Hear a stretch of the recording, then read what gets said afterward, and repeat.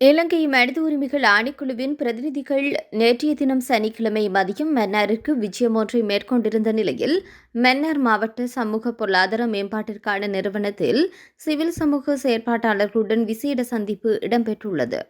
மன்னார் மாவட்ட சமூக பொருளாதார மேம்பாட்டிற்கான நிறுவனத்தின் பணிப்பாளர் ஜாட்சன் பிகிராடோ தலைமையில் சிவில் சமூக செயற்பாட்டாளர்கள் ஒன்றிணைக்கப்பட்டு மன்னார் மாவட்ட மக்கள் எதிர்நோக்கும் பிரச்சினைகள் குறித்து கலந்துரையாடியுள்ளனர்.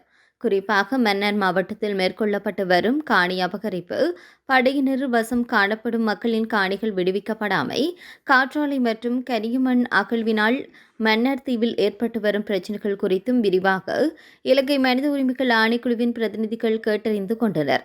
மேலும் மன்னாரில் உள்ள மனித உரிமைகள் ஆணைக்குழு அலுவலகத்தில் காணப்படும் குறைபாடுகள் குறித்து இலங்கை மனித உரிமைகள் ஆணைக்குழுவின் பிரதிநிதிகள் கவனத்திற்கு கொண்டு வரப்பட்டுள்ளதோடு அவற்றை நிவர்த்தி செய்வது குறித்தும் கலந்துரையாடப்பட்டது.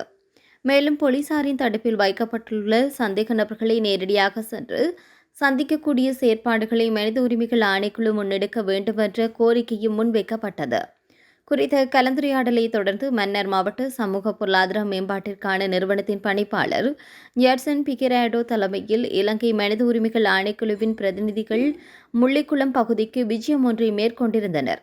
இதன்போது முள்ளிக்குளம் பகுதியில் பல வருடங்களாக மக்களின் காணிகளில் கடற்படையினர் நிலை கொண்டுள்ளமை குறித்து ஆராய்ந்துள்ளதோடு யுத்தம் முடிவடைந்து இன்று 15 வருடங்கள் கடந்துள்ள நிலையில் கடற்படையினர் குறித்த மக்களின் காணிகளை விடுவிக்காமை குறித்தும் இலங்கை மனித உரிமைகள் ஆணைக்குழுவின் பிரதிநிதிகள் நேரடியாக ஆராய்ந்துள்ளனர்.